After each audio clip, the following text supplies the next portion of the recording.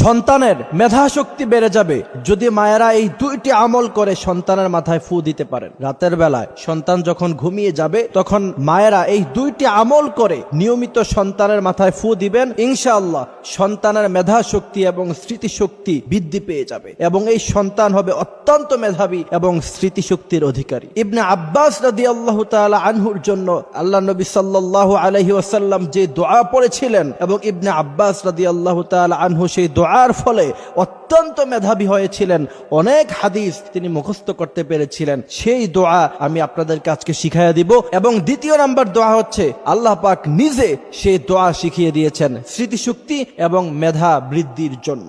সেই দুই দোয়ার মধ্য থেকে প্রথম দোয়া হলো হযরত ইবনে আব্বাস রাদিয়াল্লাহু তাআলা আনহুর মেধা এবং স্মৃতিশক্তি খুব বেশি একটা ছিল না। আল্লাহ নবী সাল্লাল্লাহু আলাইহি ওয়াসাল্লাম হযরত ইবনে আব্বাসের জন্য তখন দোয়া করলেন, আল্লাহুম্মা ফাক্কিহু ফিদ্দীন, হে আল্লাহ আপনি ইবনে আব্বাসের ইলমে ফিকহের জ্ঞান বাড়িয়ে দেন। এই দোয়া যখন ইবনে আব্বাস রাদিয়াল্লাহু তাআলা আনহুর জন্য আল্লাহ নবী সাল্লাল্লাহু আলাইহি ওয়াসাল্লাম করলেন, তখন থেকে দেখা গেল ইবনে আব্বাস রাদিয়াল্লাহু তাআলা আনহুর মেধা এবং স্মৃতিশক্তি দিন দিন বৃদ্ধি পেল।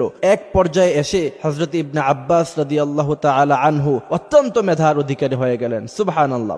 এই জন্য মা বোনদের জন্য প্রথম আমল হলো সন্তান যখন ঘুমিয়ে যাবে নিয়মিত রাতের বেলা তার মাথার মধ্যে এই দোয়া পড়ে ফু দিবেন, আল্লাহুম্মা ফাক্কিহু ফিদ্দীন। এই দোয়া পড়ে সন্তানের মাথায় নিয়মিত ফু দিবেন, ইনশাআল্লাহ সন্তানের মেধা এবং স্মৃতিশক্তি দিন দিন বৃদ্ধি পাবে। এবং দ্বিতীয় নাম্বার যে আমল সেটা আল্লাহ রাব্বুল আলামিন নিজেই শিখিয়েছেন। আপনি অবাক হবেন, আলেম উলামারা সবাই এই আমল করে করে বড় আলেম হয়েছেন, বড় মুফাসসির হয়েছেন, অত্যন্ত মেধার অধিকারী হয়েছেন। এটা পরীক্ষিত একটি আমল। সেই আমল হচ্ছে রব্বি জিদনি ইলমা, রব্বি জিদনি ইলমা, রব্বি ইশরাহ লি সাদরি ওয়া ইয়াসসির লি আমরি ওয়াহলুল উকদাতাম মিন লিসানি ইয়াফকাহু কওলি। এই দোয়াটা পড়ব, পুরোটা পারলে পুরোটা পড়ব, আর যদি পুরোটা না পারি তাহলে কমসে কম রব্বি জিদনি ইলমা এতটুকু দোয়া নিয়মিত পড়ে বাচ্চার মাথায় ফু দিবেন।